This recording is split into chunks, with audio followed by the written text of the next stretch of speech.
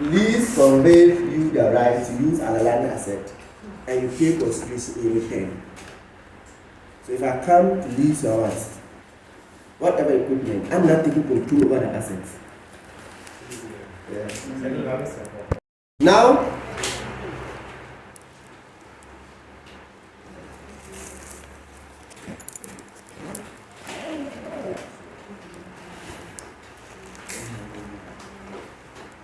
do their work.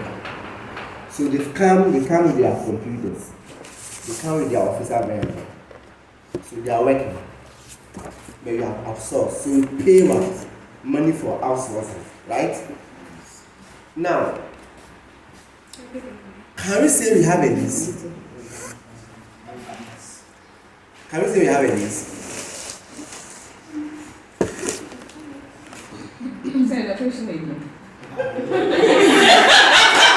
You are not part. No, I'll ask you the question. We are doing lease. You are not part of the question. So this is our company. No, none of us know how to do payroll. We have outsourced the payroll system from our plan. So they have to come and set up their office in our premises to be able to do the payroll. So they come with their computers and their official vehicle. So they are working throughout the year. Meanwhile, we are paying the company in Accra or the mother company for what? Outsourcing fees. Do you have a lease?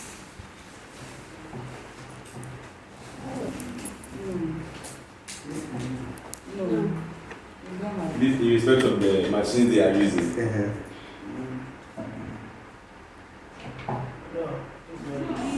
They are using the equipment for our benefit. It's outsourcing. Is it a lease? Can you use? You are not directing the use of the office. If I close my office, can I use their laptops?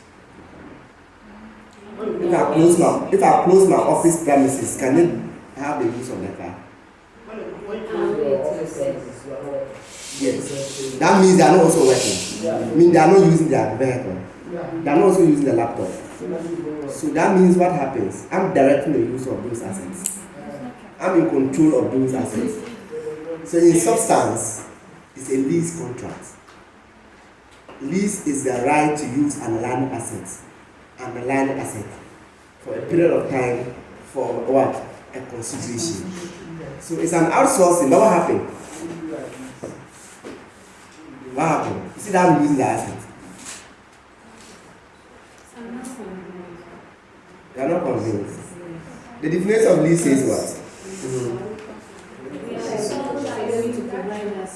Yes. So at the end of the day, should we account for their PPE, their machines and tasks as part of our PPE and treat it as a finance lease?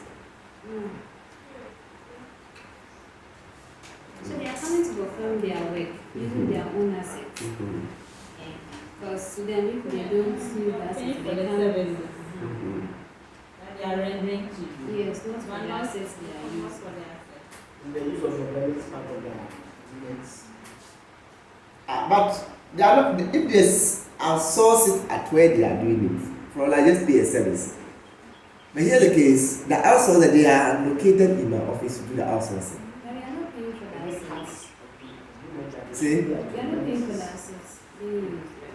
But they are paying rental for their services. But if you go to office, you can go to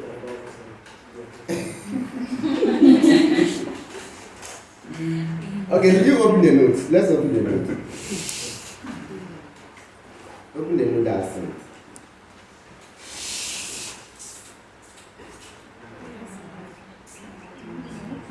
Part of the note I'm giving you or not. The outsourcing is part of what? It's a lease contract. Okay.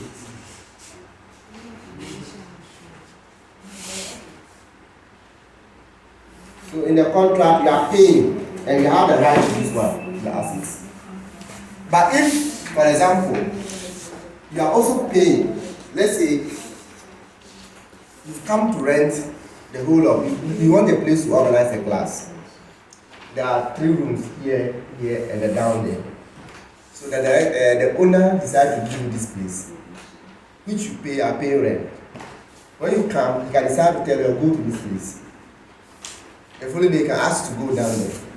So the time you are coming, you don't know where you are actually coming to occupy. Meanwhile, you are also paying what? Rent. In fact, the asset has been leased to you. So can we say we have a lease? Where in the contract, which asset has the lessor actually leased to you? Is it this place, down there, or other place? So you cannot identify any assets in the contract. So there is no lease. But the point I'm trying to make is that some contract might not look like a lease, like outsourcing. But in substance, indirectly you are directing the use of a particular asset. If not the outsourcing, the computer will not be in the office for your purpose, right? So indirectly, you are what? Leasing the assets and paying for the services of the what? The personnel. Can you see that way? And outsourcing, you are leasing the assets, but you are paying for the services of the personnel. Like the case I gave, like you have produced a product, you want transportation, you go to the town and you decide to bring drivers with their car to come and transport the assets, the product. What is the underlying concept? Are you having right of the vehicles? If yes, you have leased the vehicle because you are directly the use of the vehicle and you are paying for the services of what? The drivers. So in the same vein, even though it's an outsourcing, but you are having direct control of the asset in question, but you are not paying for the services of what? The personnel to do that work. So in substance, it's a lease. So you should be able to identify. It's still not clear. No, I've understood you, but it doesn't look like it. Good. That's why in accounting, we don't look at legal forms in preparing the statement, but we look at the substance. The substance always overtake the legal form. Legally, it's outsourcing. In substance, it's not outsourcing. What substance is? Substance means that in substance, I'm actually using the assets. And I'm paying what? I'm paying what? I'm paying for what? Services. I'm paying salaries for them working for me, and I'm using the assets. So the asset becomes my finance lease. That's why when you sell, remember in Item 15, there was another substance reform. When you sell, and you have the right to go and buy that goods back in the future, we say that it is not a sale. In substance, you have taken money, and the goods is a collateral where you pay later. So treat it that sales as what? A loan. So we have repurchase what? Agreement. So repurchase agreement can never be what? Sales. So can we say substance in rent? In what? Rent. In reality. So accounting takes reality than legal form. In reality, you are using the assets and you are paying people to operate the machine for you. So you have leased the assets. So now, if per the current IFRS 16, you have to account for those machines as part of your PP. Because they are your property and equipment. Right of use assets. You have the right to use what? The assets. Right of use assets. Leases. Right of use assets. Okay.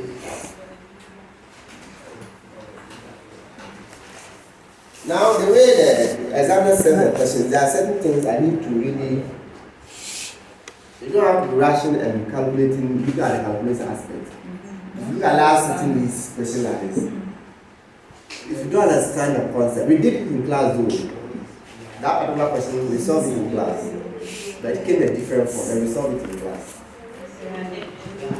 So you might go through that through back.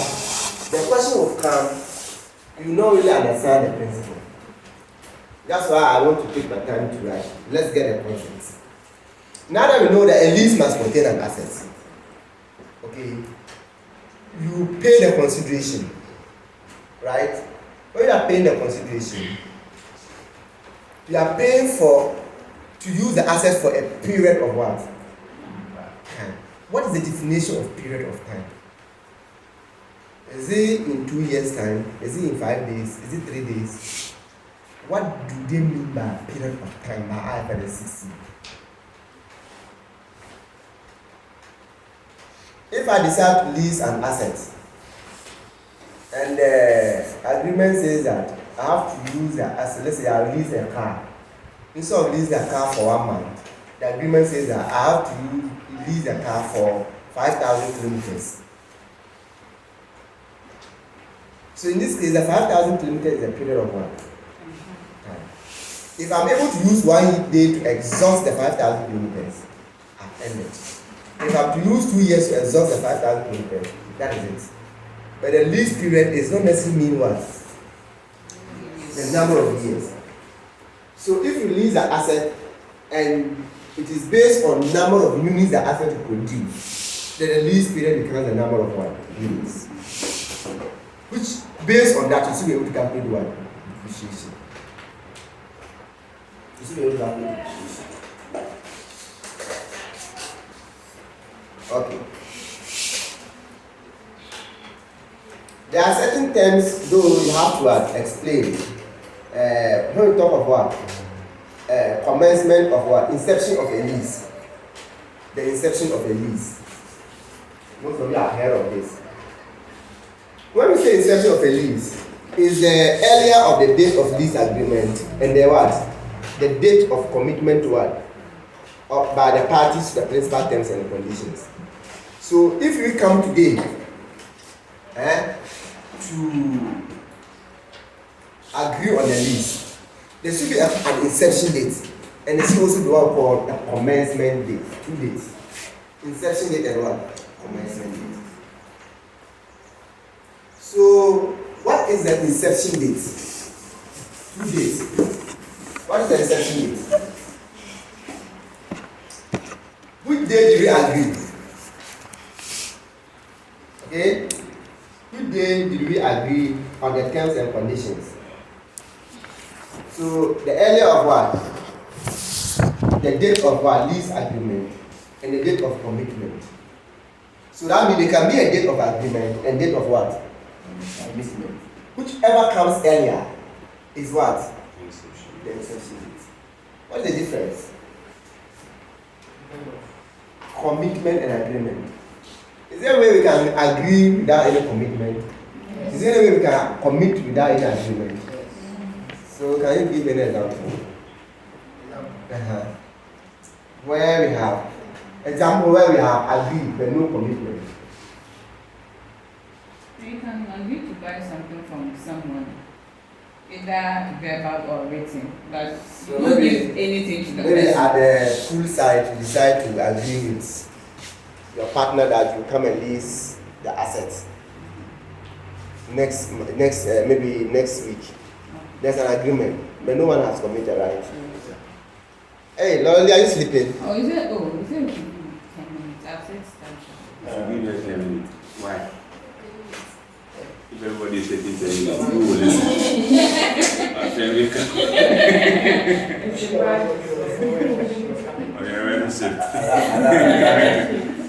So you see that we have agreed, but we have not committed. That's the inception date. Is it also possible that we can commit without any agreement? Look at it. One example. Is there possible? We can commit. We can sign a commitment without any agreement. the commitment to bring the words. And then I said I'll come for it on Monday. Huh? If you do what? If I go to Sunuchi, so it's You saw it, right? You saw it too, I put some money down. So I'll come for it on Monday. So it's Friday. Because I have to go. Then put the money down. So there was a There's commitment, but there's agreed. no. When I come, they will talk about the guys. If I go to Otherwise, even if I've come to leave the asset, I've gone there, you are not in the office. So I decided to take the asset away. Since I know you, start using it because we've not yet really agreed, but I've committed myself. So whichever comes earlier is what? The inception date of the lease. We don't do any accounting on the inception date of the lease. What are you accounting for? How much are you paying? You don't even know. So we don't account for lease at the inception one. Dates. Then we have what we call commencement date. Commencement date. What then is a commencement date?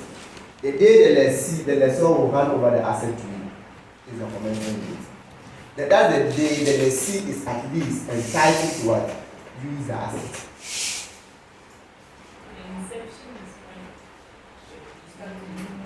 Commencement is when transfer to you. Inception, the agreement, you can agree without the asset being given to you. Now the inception date. So it can happen that the inception date is the same as a commencement date. Fine. Okay. But the commencement date is where you are at least to start using what? The lessor has what? Transferred the ownership to you. That's the commencement date of the case. Right? Then, at the commencement date or the inception date, we should be able to determine what? The terms and conditions of what? The lease. We should be able to know how much we are what? Paying. Okay? We should be able to know what is the lease what? Term. Or we should be able to know what is the lease what? Term. Who can recall what a lease term is? Who can recall what a lease term is? Yes. The period in which the lease is supposed to last. To last. That's not all. There's something in addition to it. Like the number of years of extension. If the lessee is highly certain to extend. To extend. Or So termination. the lease period is divided into two. You see the one we just said that where we the term the period. Exception. That one is not called, it's not cancelable. The period is not considered. So we call it a non-cancelable lease period. So a lease term is one, the non-cancelable lease period. So if I come to lease an asset from you for 5 years, that 5 years is a non-cancelable one, lease period. But that's not the only, that's not the definition of lease term alone. So one, I'll lease from 1 to 5 years, right? This is a non-cancelable one, lease period. Meanwhile, at the inception date, now you know what inception date is.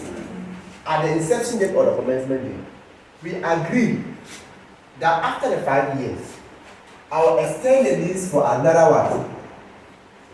3 years. Okay? Are we at 5 years yet? No. But the agreement is made when?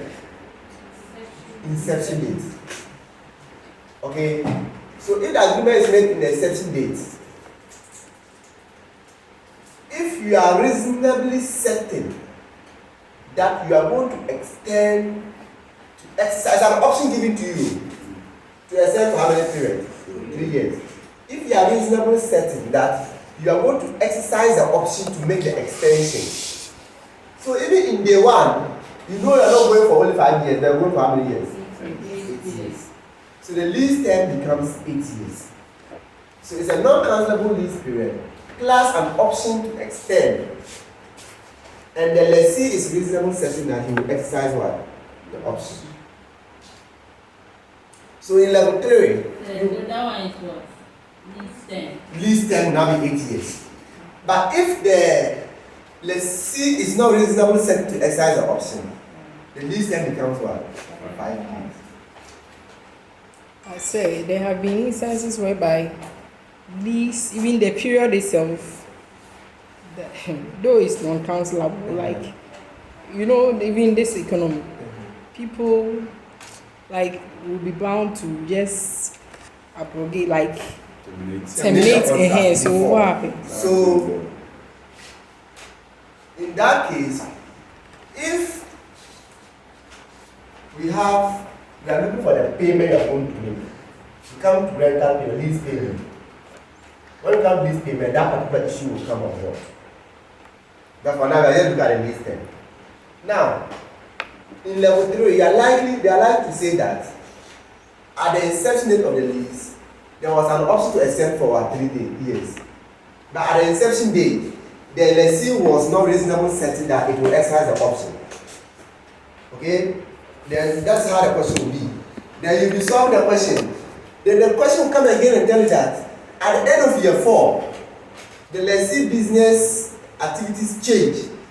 And they now think that they will take the option again. You see? How do you start the accounting for it? So we look at that one very soon. So you start from 5 years. At the end of year 4, you have to do what? Extend. But now a lease term is a non-cancelable lease period plus an option to extend if the lessee is reasonable certain to exercise the option.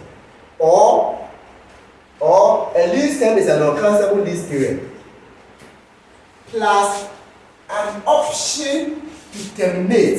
This one is not extended. They say after 5 years, it's not the end of the period. The lessee gave you 3 years to decide whether to terminate the lease or not to terminate. It doesn't mean that after 5 years you're automatically off. But after 5 years, you have 3 years to decide whether to terminate or not. You understand that? This is not extend but you have to terminate. And if at the inception date, you are reasonably certain that you will not terminate, in effect, it is part of your 8 years. So that's the concept of lease term, which is in the note. It's stated clearly there.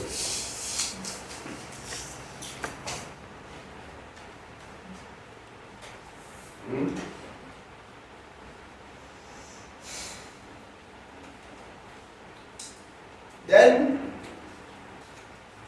when you understand this term, what's the next term there for us to explain? So lease term.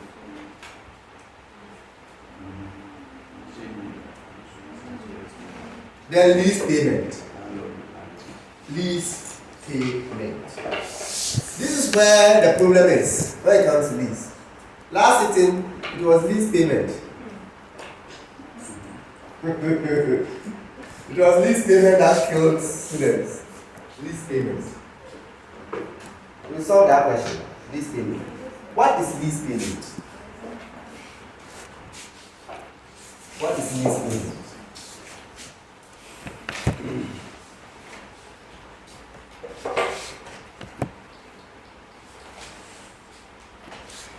When we say lease payment, at the commencement date, okay, your lease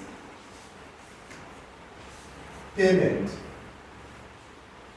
is all the payment that you, the lessee, is going to be making to the lessor over the what? The lease term. All what? The payment that you are going to be making to the lessor over the lease term. Okay? So automatically, one of them is going to what? The rental payment, right? Okay? We're going to be making rental payment. So this payment is a one. Fixed what? Payment. We're going to be making some fixed payment to the lessor. So rental payment is fixed payment. Rental payment is what? Fixed payment. Rental payment can also be variable lease payment. Okay? But before we come to variable lease payment, let's understand what is it by what? Fixed payment. Fixed payment. You need to understand the concept of what is meant by fixed payment. So if they say that you are renting a place for 5 years, paying what? 100 cedis. So 10,000 cedis per 1 year for 5 years. Is the payment of fixed? It's fixed. But if you read the note, they said into brackets. You see that the substance is coming out. Into brackets, in what? Substance. Fixed was payment. The thing is not fixed payment. But when you look at the substance of it, it is what? Sense. You said if you look at the news, where is my news? It's as I posted it on there. So where is my book? I didn't come from the house this place. I left the house early in the morning. Please just remind me of the Friday, please. When I'm leaving the house. So you check. I said, how would you What does it mean in the house? Just imagine the Friday. Say, please, your number. Huh? Your number. 024 66 57 34 5. Okay. Now, do you understand the reason why substance is very, very key? Who can give me a situation where the payment is like variable, but in substance is fixed? You know, if, for example, year 1, 2, 3, 4, 5,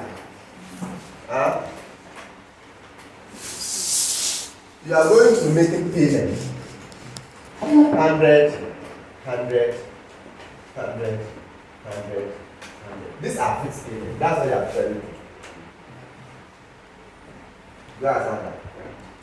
What about if the payment is monthly?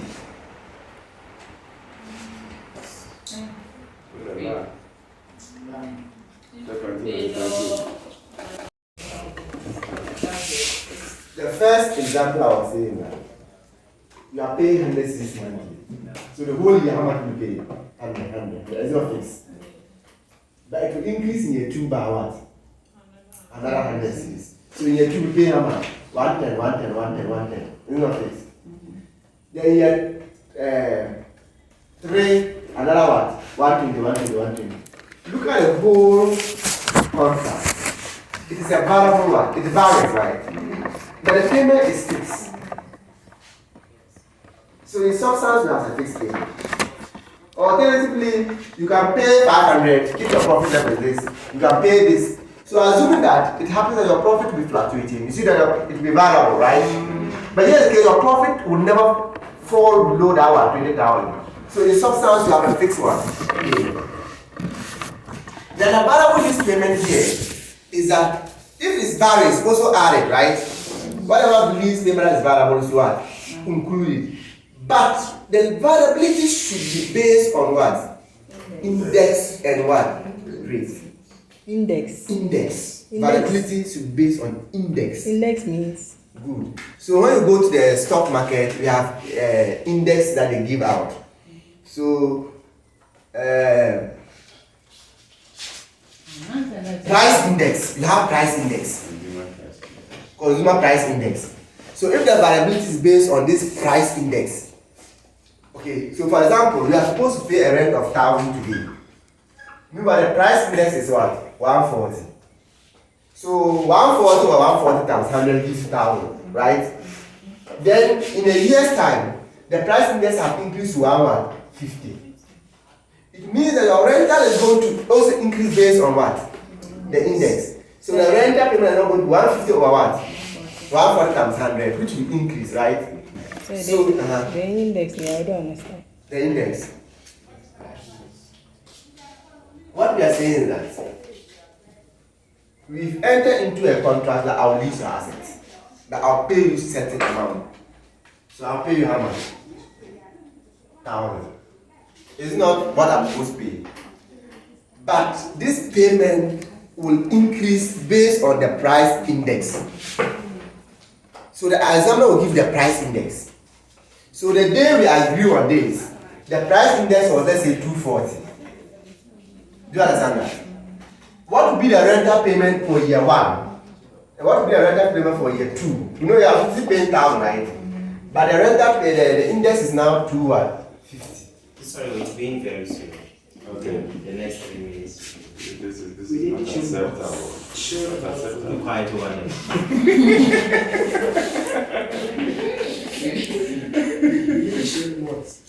Hey. Internal data. Oh, it's not in there. What's the auditor? Prince, please go in today. The senior woman is. Okay. The auditor general. Yeah, the auditor general is Director himself. So, look, the index is now at 60. 60. So these are indexes given to you. The payment is based on the indexes, right? So here, we are saying that the index, the payment here is going to be 240 over what? 240 times what? 1,000. That is still what? 1,000. Now the index is what? 250. So it's going to be what? 250. You have brought it up over what? 240. times what? 1,000. That will be how much? Something You like can't see the calculator. something like thousand something. So it will increase. Yes. So you see that the lease payment is what? It varies because of the index that has been given to you. Do you understand that? So the third year to be 260 over 240. It can also be less than. That's the meaning of index, price index. Or what if that the payment is based on the exchange rate? Can you see that as the rate is increasing or decreasing, the variable, the lease payment is also varying? That's what I mean by what? Lease payment. So the variability is based on index and what? Rates. Okay. So what about this? What about this? That the arrangement is set away that you are going to make payment for year 1,000, year 2,000, year 3,000. I hope you can see all. Yes. So this is the payment you are going to make. It's not fixed. It's fixed. Then the question again says that, look, apart from the 1,000 you are making, you are supposed to pay additional 10% of your sales proceeds every year as part of what? The rental payment. So if your year 1 sales is 10,000, year 2 sales is 15,000, and year 3 sales is what? 20,000. Additionally, won't you pay 10% of your revenue as rent? What that's what the contract said. So you have another payment here being what? 1,000, right? Another payment being here what? 1,500. Another payment being here what? 2,000. Do you say this is variable payment? This payment varies. I see that it varies. This is only the fixed payment that you have agreed on. You are not here, they are together. Say, Yes. I thought you wrote 10,000, 15,000, 20,000. So why are you? I'm saying that this is revenue. This is revenue. What I'm saying is that there is a fixed payment of what? 1,000. Apart from this 1,000 you are paying, at the end of the year, you are entitled to pay 10% of your revenue